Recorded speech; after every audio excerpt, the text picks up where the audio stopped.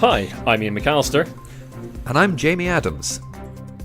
And in a world where polyhedrons collide, one man is hardy enough to weather the slings and arrows of outrageous dice, and has made his way to the Brainwaves embassy.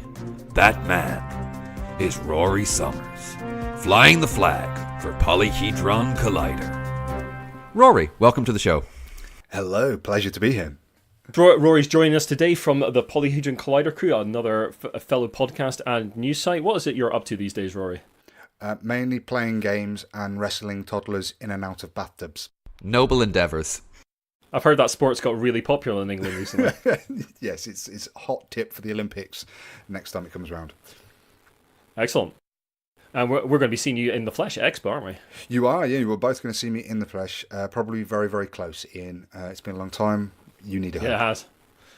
I do need a hug. I need a holiday and a hug. That's what A holiday and a hug, yes. Oh, of course. So you're going to go to Birmingham for your holiday. The only person to ever do the only that. place to go. This is Brainwaves, bringing you the best in board game and tabletop gaming news. These are the headlines for week of 27th of May 2019. US trade war reaches the tabletop. CMON feels the pinch. Elder Scrolls feels Fusro Dum. All this and more on this episode of Brainwaves. Yes, so we're kicking off today's Brainwaves with a bit of political news, because board games are always going to be a little bit political. The US trade war is heating up as Trump has recently announced a new bunch of tariffs hitting Chinese imports, and this is going to be affecting board games, unfortunately. The latest round of tariffs has included that games, dice and cards and toys are all going to be hit with a potential 25% tariff rise. This is really, really going to hit home for a lot of publishers. It's going to be a real headache for anyone who's currently on Kickstarter and in the process of delivering or producing their game. A few people think that this may lead to more production in the US and maybe in Europe as well, but it's going to lead to a price hike either way. And it's just a reminder that although we see a lot of talk about not putting politics into games, that you're going to see politics in games anyway, and this kind of thing really, really affects us. What do you guys think about this? I got an email about a week ago from the Bargain Quest 2nd Edition fulfillment team, Jonathan Ying, who I believe they're fulfilling it through Renegade Game Studios this time. Mm-hmm. And they said, we want you to be aware of the tariffs. It's probably going to come out of our pocket, not yours, because that's good. It's kind of on the way or on the way or getting there. Yeah. But we want you to be aware. We know it's really serious. Yeah. So at least it was a company going, don't worry, we're not going to keep you out the loop and in the dark regarding these potential price hikes. So from what I read about this is a proposition that's been put forward now. There's going to be a vote or a talk on it on, I want to say the 17th of June? Something like that, yeah. It's June it actually gets decided. It happens during Origins that they're having this talk, if I remember my dates correctly. And then they can put it in place as quickly as the end of that month. So if you've got a Kickstarter that's coming in, that's due in if it's due in June, you are going to be really quite worried about what's going to happen, because if it comes in early June, you're fine, you're happy. But if it's one of those that gets held up, caught at ports, if there's a storm, anything like that ticks you over into July, you're going to see a 20% increase on what you've paid for, at least.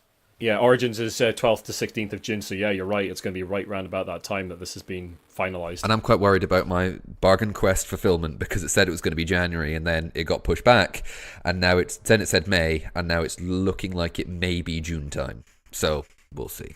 Yeah, it's going to hit a lot of people. We'll bring you more on that as that develops, and we'll certainly bring you something in June if that actually gets finalised.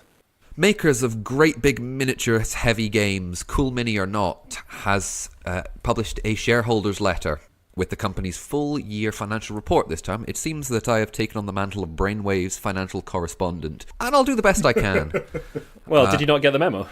I didn't get any memos, Ian. I don't have a smartphone, I'm sorry. I'm not allowed near anything to do with finances, just generally.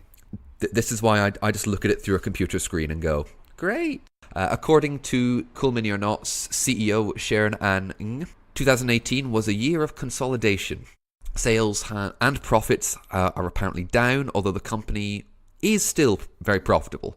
Just to break that down, sales were down about 5% to $28.2 million last year.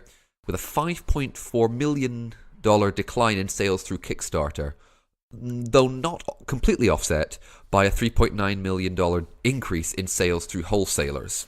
Also, as well as that, profits have declined 41% to $2.1 million in 2018 from $3.5 million in 2017. Decline in sales, as I previously said, was part of the problem, but around $950,000 in professional service costs related to a move of stock exchange, and they've moved to the main board of the Hong Kong Stock Exchange. Also, a $236,000 increase in game development costs. So, they're not slinging no money about. They're putting serious dollar on the table. The plans for 2019 include streamlining processes and use of manpower, which we're going to fire people. Don't want to be cynical, but you might be able to read between the lines and corporate speak for slimming it down, firing some people. Yeah. But Cool Mini or Not has been in the ascendant for quite a while. I don't want to use the words "the bubble is beginning to burst" because we've been saying that for months now. But I think we are seeing people come away from the big miniatures Kickstarters. I don't know what you think, Rory. I think you were tweeting about this the other day, about this sort of Kickstarter bubble. Overall, I'm not a huge supporter of companies that are very financially stable, that have got a good business model that's in place, that they do not require the financial support that comes with Kickstarter. They don't need that. I'm much more of a purist view, have a more Puritan view of Kickstarter, and that it really should be a place for aspiring developers, designers to be able to bring something to fruition, but they need that bit of help. Kickstarter has turned into a mass marketing machine, and I appreciate that kind of models and systems in the platform does change, and it will change. I just don't like it. And the short and simple of it is, I'm not going to back these campaigns. I'm not going to back a big company that I believe doesn't need to be on Kickstarter to get their game. I'm going to wait for it to hit retail. If I really want the game, that's what I'll do. Yeah. The smaller independent companies, I will back them on Kickstarter. I'd rather do it. I'd rather they have my money up front. I'd rather be putting my support fiscally forward for them. Either way, the company's going to get my money, but it's just how I choose to do it. And I know it's going to make no difference to anyone whatsoever except me. But that's my 2 cents. Yeah, it's principles. You got a principle about it? Yeah. It's principles, yeah. I think it's too much of playing a paladin in D&D. It's creeping into my real life. It's all right. It's all right. It's this proud thing. I've still yet to pick up the Sainted Sword and Shield. Iain, although you said, we might be seeing people turn away, recently there was a campaign from Cool Mini or Not of the Bloodborne board game on Kickstarter. I missed that one. What was that? What game? Bloodborne, the board game. No, never heard of it. No. Apparently it's successful. It's quite popular with the kids. Apparently. Really. 23,986 backers pledged $4,013,731. I think they're still in the ascendant. Despite there was a good deal of I don't want to say grumbling, but a degree of noise on some board game chats, some board game Facebook groups, but it appears to have done minimal impact. There's still over $4 million on a Kickstarter. It's still here to stay. Yes, so I'm going to be telling you about the Elder Scrolls RPG fiasco. And it is a fiasco because when you're attaching words like plagiarism to a big company like Bethesda, who do the Elder Scrolls Online, all the Skyrim, the Morrowind, as well as the Fallout series of games, it is a bit of a scandal. So what happened was they released an RPG kind of promotional adventure for players to get involved with as part of the Elder Scrolls Online Next Adventure module was going to be supplemented with this promotional RPG.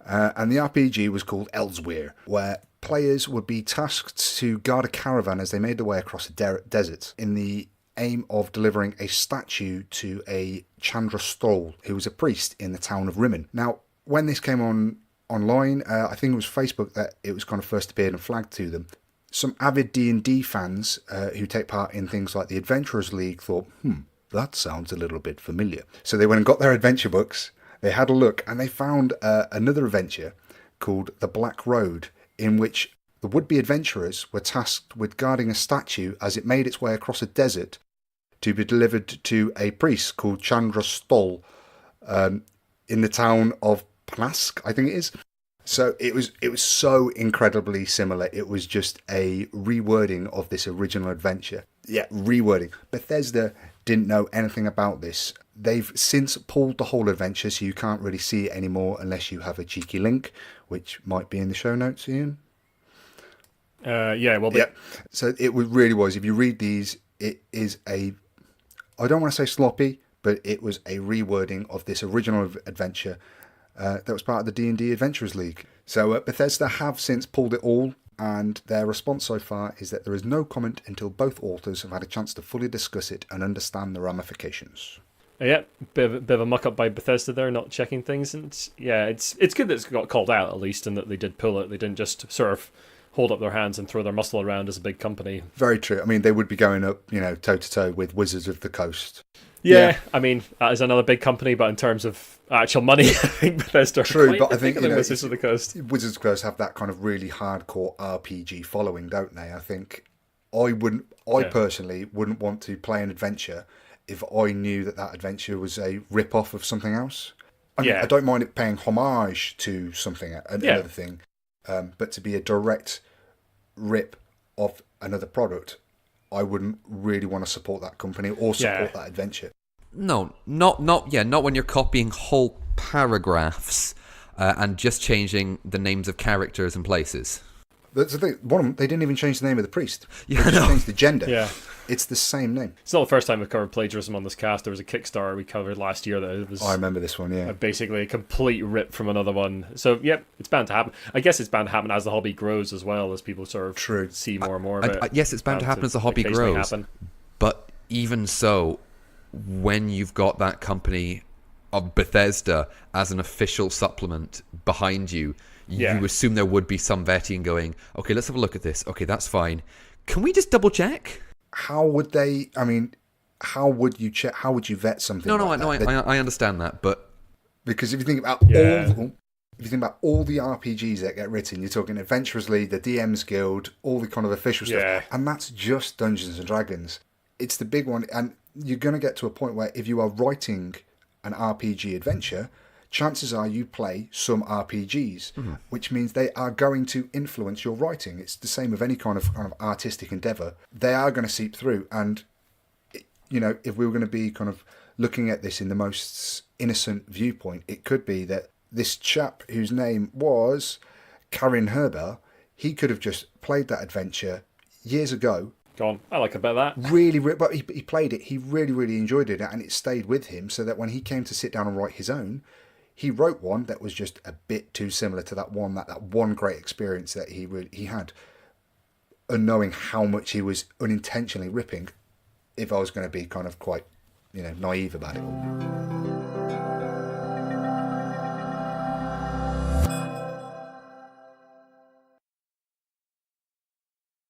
Staying in the world of fantasy RPGs, D&D live event called The Descent is going on right now. The last day of it is today. They have been streaming with a bunch of sort of famous streaming names over the weekend, and they have revealed a few interesting things within those streams, much like they did last year. This includes a new Dungeons & Dragons Essentials kit, which is going to include an adventure called Dragon of Icespire Peak, written by Chris Perkins. And the really interesting thing about this is that it's going to include a one-on-one rules variant, so you can pick this up and just play it with a chum. You don't need to get a huge number of people around your house. Really like don't need to arrange lots of bits and pieces. But yeah, as an entry-level thing into D&D, this sounds fantastic. It's going to be $24.99, premiering in Target stores only on the June the 24th, but then it's going worldwide in September the 3rd. They've also announced a new campaign called Baldur's Gate Descent into Avernus. So that's for levels 1 to 13. And they've also announced that they are going to be releasing a box set tie-in with Rick and Morty, so D&D versus Rick and Morty, which is a set of comics. A popular cartoon show, Rory, I think you'll find. Apparently it's a modern thing. I'm with you, Rory. I've never heard of it before. When they do a Paw Patrol tie-in, let me know. Okay, that's about the only cartoon I'm aware of at the moment. You're not going to want that. D&D versus Chase and Rubble. I was more thinking Rick and Morty versus Paw Patrol would be a horrible thing to see. Iain, why'd you have to put that in my head now, man? That's no. Thanks for that, Iain. I'm just going to have to try and calm my head down with something, much more simple, much nicer. Oh, and look, here we are. It's award season again, and we have the nominations for the Dice Tower Awards for the year 2018. Honestly, if you've listened to some more of our award season talk over the past couple of casts, there's not a lot of surprises, I have to say. You're seeing Root, you're seeing Everdell, Chronicles of Crime, Fireball Islands is nominated, Teotihuacan, Brass Birmingham, lots of things. However, there is one category that the Dice Tower Awards do which might interest Iain. Actually, in fact, I know it interests Iain. Is Best Small Publisher. Best Game from a Small Publisher, sorry. Good to see that being recognised. And I believe the caveat is, and please, someone feel free to correct me because I'm probably wrong, is a game with something like only 2 or 3 or less than 3 or 2 published games, which is why last year the winner was Gloomhaven. Unbelievable, but it's certainly not small publisher by weight of box. Then. No, or by impact on the hobby. Yeah, actual literal impact, like crater impact. Drop it from a height, you might put a hole in your floor. Yes, but of course I'm just including this because we talk about the awards every now and again because we want to see what we have our own opinions. Of course we do. We're board gamers. Everyone has their own opinions in board gaming, but it is nice to see what the general. Which way the winds are blowing. Yeah, and it can also help, like, a small publisher award is good because it can help a small company get some recognition, which is always good, and it's something we try to do at the Giant Brain is really sort of hold up small publishers that are doing cool things, and hopefully the Dice Tower are doing the same. And the winners will be announced at Dice Tower Con later this year. Talking about small game studios, we've unfortunately heard that one has had to fold recently. Rule and Make, which makes the Hand of Fate games, which have had computer game releases, which is a computer game which became a tabletop game, has had to fold. They put out a statement on Kickstarter saying that they were no longer financially viable and will be shutting down. Any remaining issues with Kickstarters are going to be handled by Defiant Development. And it is quite a surprising announcement because their last campaign did 490,000 Australian dollars of a 30,000 Australian dollar target. So exactly what the story is behind their collapse, I'm not entirely sure. They have delivered all the Kickstarters. No one's been left in the lurch without games and that kind of thing. It's they've just reached a point where they don't think they can continue on and have sort of amicably closed. We wish them all the best for the future, and hopefully we'll see some of those people around Absolutely. again. My only experience of that was I have played a fair bit of the original Hand of Fate video game, which I quite enjoyed. I found the combat a little bit annoying. I have the second one, and I've still yet to play it. It's just sad to see that the company fold. Pun not intended with a card game.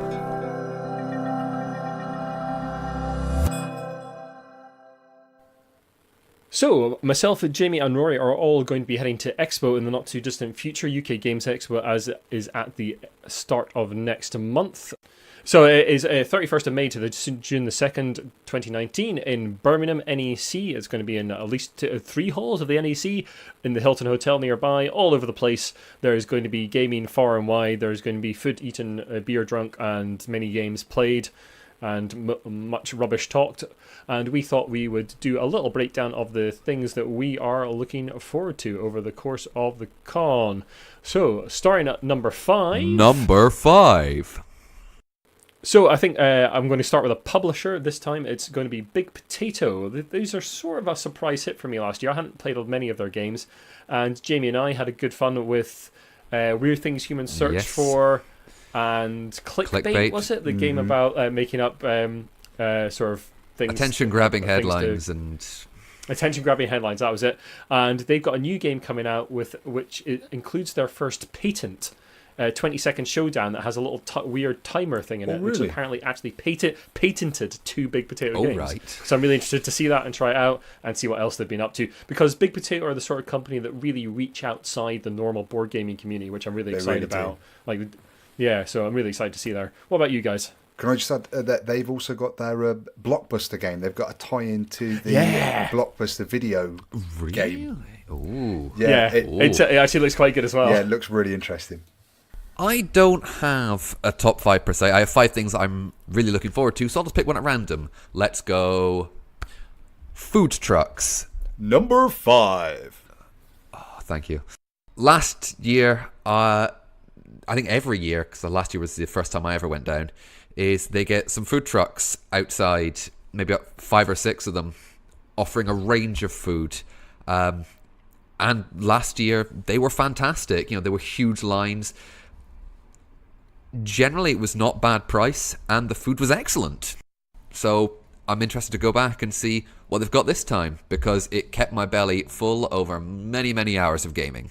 The first year they turned up at Expo, all Kath got from me was what I'd eaten that day, not games I'd played. Like, I just ate this fantastic thing. Because the previous years, it was just like you could only really get food in the Hilton, and it was really expensive, and it took a long time. And then they sort of solved that problem with the food truck, so it's great. What about you, Rory? So I'm going to go, I'm looking at games, is what I'm really excited at. And I've put mine in alphabetical order. So number 5. Number 5 is Oathsworn. And that is Oathsworn Into the Deep Wood.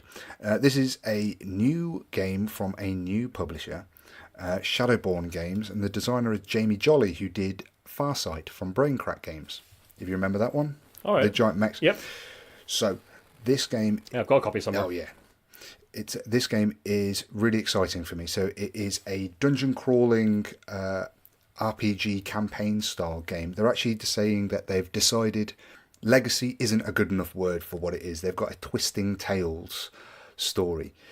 So over the course of the game, it's almost played over 2 spaces. You've got one which is a miniatures-based dungeon crawling affair, but the other part of it is a interactive story, as you would expect, much like the kind of fighting fantasy. What was it called? Fighting Fantasy? Fighting Fantasy. Fighting Fantasy, yeah, the Fighting Fantasy novels. However, it's all being audio read, all being recorded by a guy called James Cosmo, who Game of Thrones fans might recognise as, was it J.R. Mormont? I don't know, I don't watch it. He's not Jorah Mormont, he's J.R. Mormont. The Lord Commander of the Night's Watch. And also the Scottish actor people generally go to if they're looking for a really grizzled old Scottish guy. Iain, what's your number 4? My number 4 is all the small games companies. I really like being surprised by small games companies putting out really interesting games. We had Janice Turner from Wren Games on the cast recently, and I really want to check out Assembly and Sensor Ghosts from her. And yeah, just really check out the smaller guys. A lot of them are up in Hall 2. So I do urge you to go and give them your support. And like we were talking about earlier on the cast, like the big companies like Fantasy Flight, Games Workshop, yeah, they produce cool stuff. But they have no problem attending these kind of cons. For the small companies, it's much more of an investment, and they really, really appreciate you coming and checking out their games and having a chat with them. So yeah, step outside your comfort zone a little bit. Go and check out some small games, and hopefully you'll be surprised by something cool. I can say on that, I've actually been lucky enough to be sent a prototype copy of Sensor Ghosts, and I've been playing. Yeah, I saw that. I really like. It's a really neat little puzzle, and what I really like about it is the fact that it narratively follows on from Assembly. So it's the sequel to Assembly, but it has the same feel, but mechanically it's completely different. Really nice. Cool. Number 4. My number 4, speaking of a slightly bigger company, is Namiji by Antoine Bauza from Funforge. Now, if the names Antoine Bauza and Funforge sound familiar, it's because Funforge brought out Antoine Bauza's Tokaido quite a long time ago. Beautiful, which I played recently, and is really only cool. Recently. Beautiful, beautiful game of walking down the Tokaido, which is the ancient sea road from Kyoto to Edo in Japan. And it's having a wee holiday, having the most spiritually fulfilling time, eating lovely food, going to baths, meeting lovely people. It's a lovely game. I love it. Sadly, I got rid of it recently because I wasn't playing it as much as I'd liked, but it's one that I love. And plus, I actually sold it to Sam. So, wherever you are, Sam. So, if I need a game, he'll be there. But Namiji is the sequel of sorts to Tokaido. But instead of walking along a sea road, you're sailing along a sea road. Yeah. I'm a big fan of sailing things, so this looks right up my rivulet, if you pardon. You heard it here first. Jamie likes boats. I do. I love my boats. There's going to be, allegedly it's going to be available for demo at UK Games Expo, so I'm very, very excited. I'm going to have a little look. Rory, what's your number 4? My number 4 is Megacity Oceania from Hub Games. So this is designed by Jordan Draper and Michael Fox, and it is a dexterity city building game. Yeah, your cool. eyes just kind of said it all to me, really. I'm booked in for this one as well, and it does look I as well? Cool. Yes. Yeah, this was my number. This is my number 6. Oh, really? Yeah. Sorry. Well, no. Don't you dare apologise. Don't you dare apologise. Yeah, it does look cool. So the game consists of 150 odd-shaped plastic pieces that come in different colours, and they each represent a different type of material, building material. So you've got the clear, which is glass, you've got grey, which is concrete, and black, which is steel. Over the course of the game, you'll collect cards, which are contracts, where you will then try and build that, try and meet that contract. You'll try and meet that contract. You'll try and do it with as much flair as possible, so you can earn as much prestige. What I really like about this game is it's really focusing on the zero downtime. So during your turn, you'll collect the contract and the resources, and then in your off turn, that's when you'll actually be assembling the piece itself, which then you'll try and slide into the central building to make the Megacity. That sounds amazing. I cannot wait to try it. Number 3. Well, my number 3 is going to be Escape the Dark Sector from Themeborn. We came across Escape the Dark Castle a few years ago, and one of the early advocates for that game. I really, really like Escape the Dark Castle. I backed the collector's edition on Kickstarter last year, and it's currently sitting on my shelves. It is fantastic. And it's going to be a game in the same vein with a few twists on the gameplay, but yeah, just really looking forward to seeing the sci-fi take on Escape the Dark Castle and just catching up with Thomas and Themeborn crew and seeing what they're up to. Jamie, what's your number 3? Is one I know Rory's also very interested in. It is Bosk from Floodgate Games, designed by Daryl Andrews and Erica Boyoris. I hope I got that right. It is... Long-term cast listeners will know that I'm quite a fan of photosynthesis. The best game about angry trees. Well, you might have a contender here, because it's a game all about growing trees and having leaves fall and having hikers walk through your wonderful paths of this wonderful national park. It looks gorgeous. The art is by Kwanchai Moria, who, I hope I got that right, who also did the artwork for Dinosaur Island, which is another game I think is really? Beautiful. I did not know that. Yes. And Dulosaur Island, of course. But yeah, that's another thing that I'm really, really excited to look at. I think I might stretch myself. I might be able to grab myself a copy. I am interested purely for the art, and also having read the game, seems interesting. What's Rory's number 3? My number 3 is a revisit to a game that I've played before. So if you are if you're a board gamer on Board Gaming Twitter, then you'll no doubt know of a guy called James Naylor, and you'll also be aware of his game Magnate, the First City. Magnate. Look at that, ballsed up the name of the game intro. It's fine. Don't worry. We all know what you're talking about. Good. As long as we know what to do. So Magnate, the First City. So I played this with Iain at Dragon Meet back in December. Really, really liked it. I can't remember who won, but I really enjoyed the game. Probably me. No. So modest, Iain. So modest. I was being modest. It was me. I beat Iain by a country mile. Yeah, you did. So modest, Rory. So modest. So this is a city building game which replicates the kind of economic crash that we experienced back in 2008, 2009. So as more properties are bought up and as more properties are developed, you are edging ever and ever closer to a crash, which will just see the bottom fall out and all the land that you own becomes worthless. So it's a game of manipulating that market as well as kind of semi-manipulating your opponents to buy stuff and sell stuff so that you can pull out at the perfect moment, causing the crash and making sure everybody else is left with Dickens, really, to be polite. Number 2.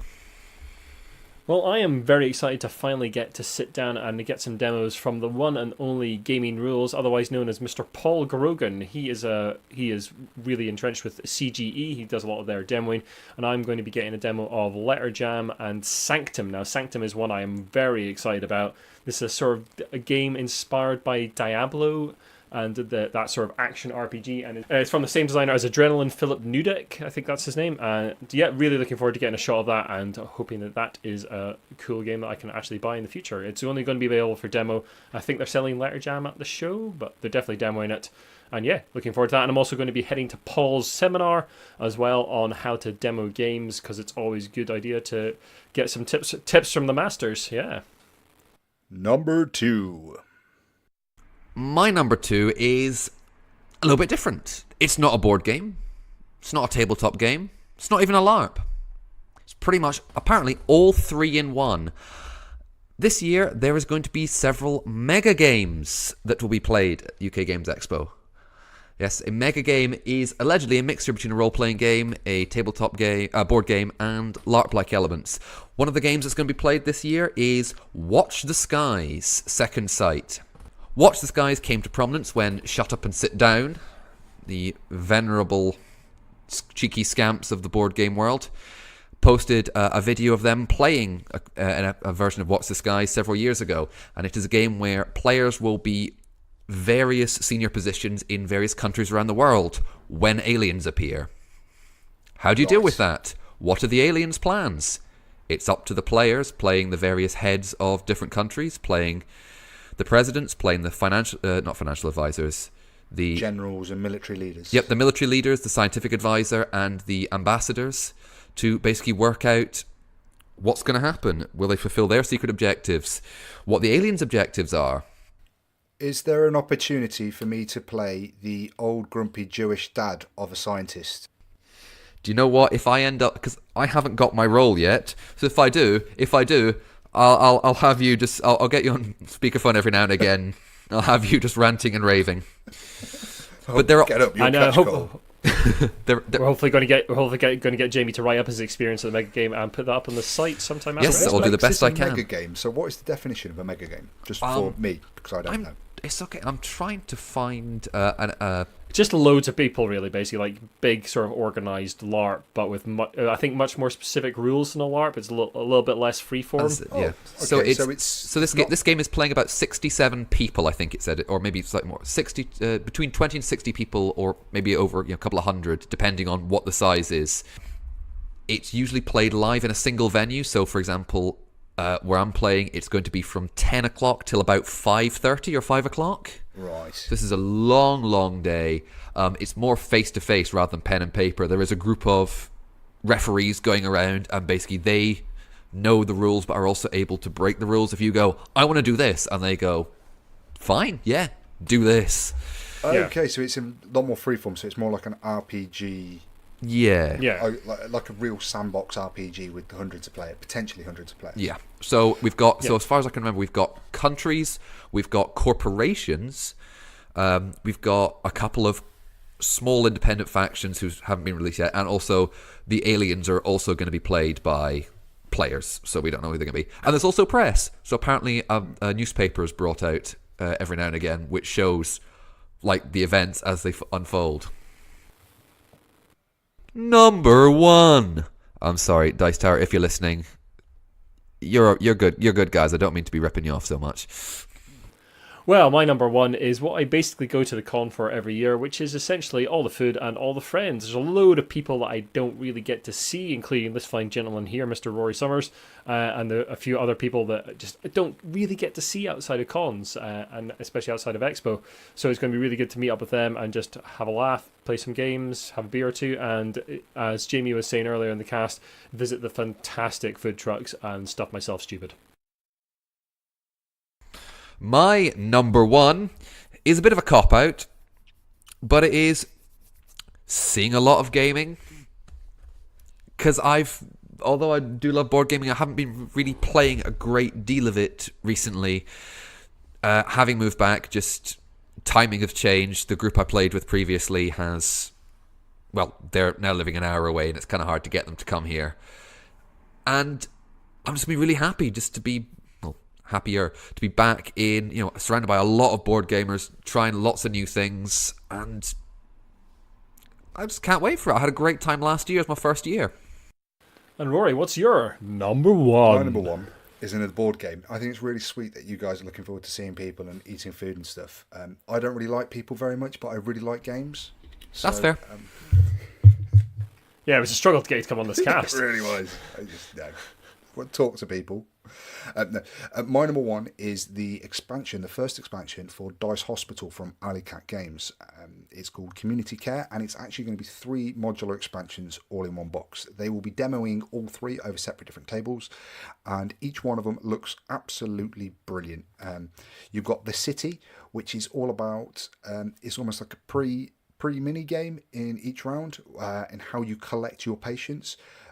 You'll have more agency over which patients you're going to collect, but you'll also have new ways to interfere with how your opponent hospitals are gathering their patients. You'll have the maternity, and the maternity sounds fantastic. It also sounds like expert mode, and given that I'm absolutely terrible at this game, probably one I'll never play because I'm going to be scared of it.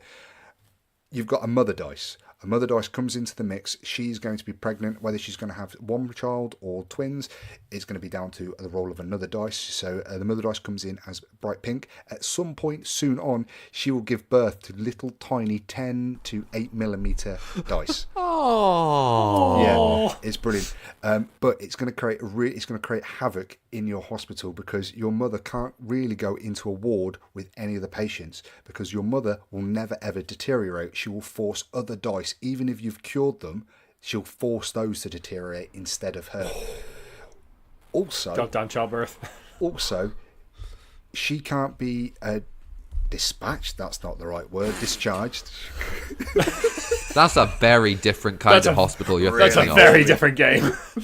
She can't be. What's the word? I've just said it. Discharged. She can't be discharged from the hospital until her children and her are all at 7 pips. So you've got to really manage getting all 3, potentially 3 of those at 7, all at the same time, so they can be discharged to open up a whole ward.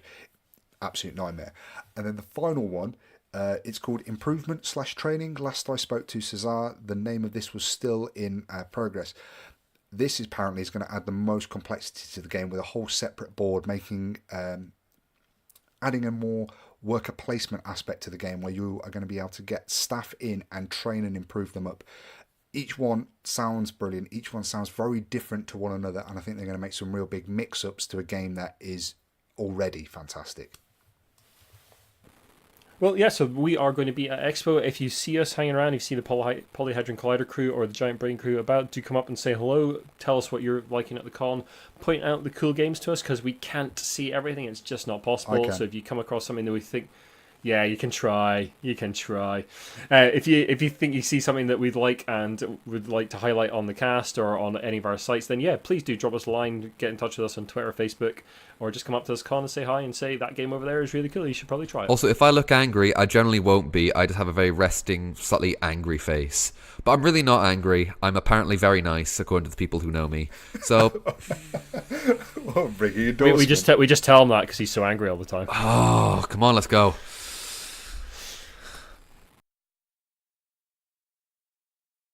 Before we finish up today, we'd just like to update you on Colossal's Kickstarter woes. They were nice enough to reply to our piece on Brainwaves 27, which said they were in conversation with Kickstarter to resolve their issues with Papillon and various other Kickstarters related to the company getting pulled.